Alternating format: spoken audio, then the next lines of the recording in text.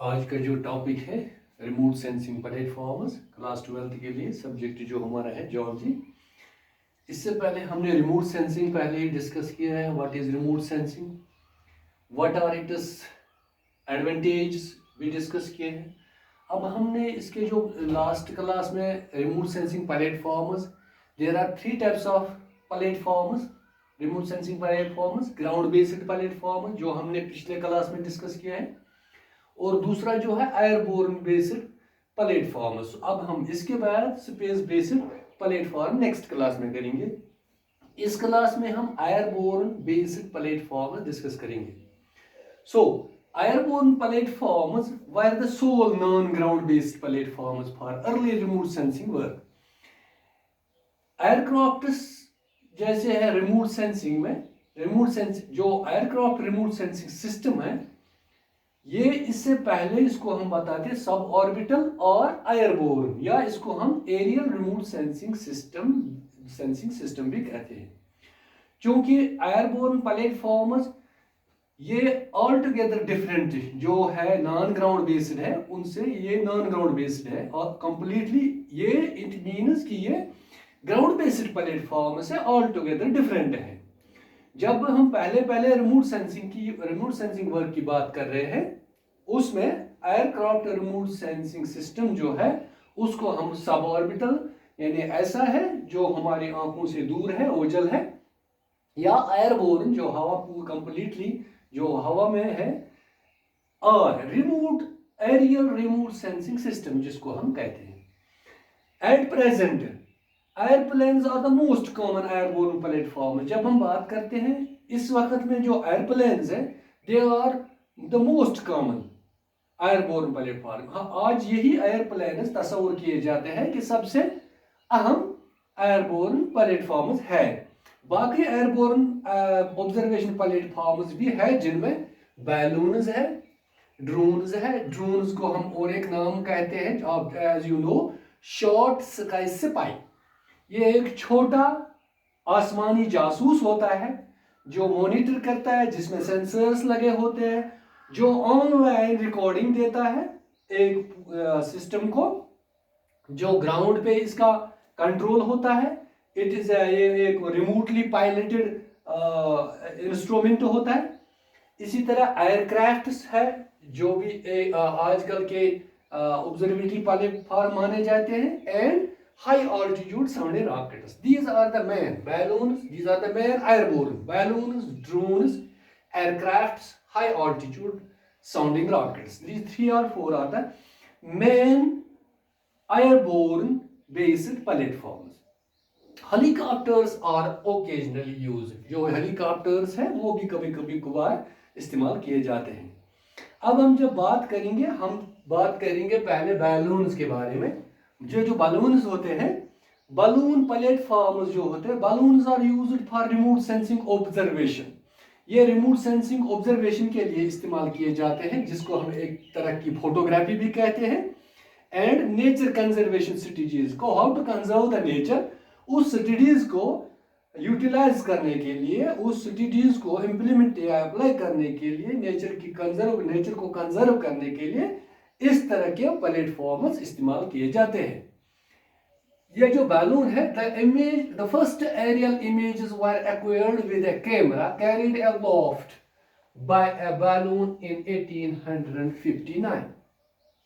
First aerial images जो इस balloon की वजह से ली गई है, जो हासिल की गई है, या इसकी जो कैरी की गई है इमेजेस कैमरा की वजह से, वो 1859 में की गई है। बलून्स जो होते हैं, दे float at a constant height. ये बलून्स जो बनाए गए हैं, ये क्या करते हैं, एट कांस्टेंट हाइट पे ये फ्लोट करते हैं बलून्स।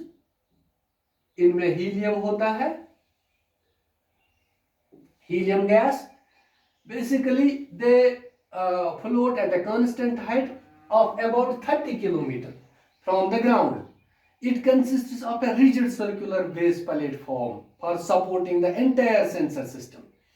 इसमें क्या लगा होता है, एक rigid circular base platform, किस लिए, ताकि ये पूरे सेंसर सिस्टम को कंट्रोल करे और इसको प्रोटेक्ट कैसे किया जाता है? It is protected by an insulating, इसको एक इंसुलेटिंग मटेरियल होता है, and shock proof light casing, shock proof light casing भी होती है, जिसकी वजह से इसको प्रोटेक्शन मिलता है। और दूसरी बात, जब जो the payload used for Indian balloon experiment of 3 Hasselblad cameras with different film filter combinations to provide pan, infrared black and white and infrared false color images। ये जो पेलोड इसका है इंडियन बालून एक्सपेरिमेंट का, इसमें 3 brand hustle cameras होते हैं। ये जो hustle camera, 3 brand hustle camera, basically hustle band जो होते हैं हाई परफॉर्मेंस, हाई क्वालिटी, या ऐसे कहेंगे ये सुपर क्वालिटी कैमराज होते हैं, सुपीरियर क्वालिटी, जिनको हाई परफॉर्मेंस होती है, इनको यूज किया जाता है इसलिए ताकि डिफरेंट, चाहे ब्लैक एंड वाइट हो या इंफ्रारेड की वजह से जो इमेजेस बन जाती है इंफ्रारेड इमेजेस, या फॉल्स कलर जिसमें डिफरेंट कलर्स आ जाते हैं जिन पे क्लियरली इमेज विजिबल नहीं हो जाती है as compare to the actual, वही फॉल्स इमेज वाले होते हैं। सो फ्लाइट इस, और एक चीज है जो फ्लाइट एल्टीट्यूड इसका है, ये हाई होता है as compare to normal aircraft, normal aircraft की हाइट से इसका जो फ्लाइट मोड होता है उड़ने का, ऊपर व्यू लेने का, वो ज्यादा हाई होता है। हाइट मोड जो होता है as compare to aircraft that is high, which is used for aerial survey. हवा की जो aerial means which is taken on the air, area में जो एरियल सर्वे की जाती है बालून्स की वजह से, ये जो बालून इमेजनरी ये जो है ये हमें प्रोवाइड करते हैं लार्ज सिनॉप्टिक व्यूज, इसकी वजह से हमें सिनॉप्टिक व्यू जो है दूर दूर तक, क्योंकि जो ये बालून है it moves in all the directions but there is not any particular direction, there is not any particular but it moves in all and it takes a very large aerial view। The balloon is governed by the wind at the floating altitude। ये जो balloon इसको wind की वजह से जो direction मिल जाती है या इसको गवर्न करता है, विंड एक्चुअली इसको गवर्न, इस बैलून को गवर्न करता है। बैलून जो है ये रियरली यूज हो जाते हैं, ये ज्यादातर हम इस्तेमाल नहीं करते हैं for taking these synoptic views और taking the overall images or videography of that particular area, or it is a airborne based platform। So balloons are therefore rarely used today because they are not very stable, and the course of flight is not always predictable, although small balloons carry expendable probes and are still used for some meteorological research। Since these balloons are, that is why they are rarely used, because today they are not very stable in the sense they have no coordinal direction.